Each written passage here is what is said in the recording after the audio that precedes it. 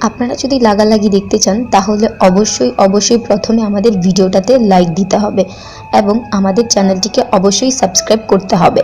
এরপরই ঘাপা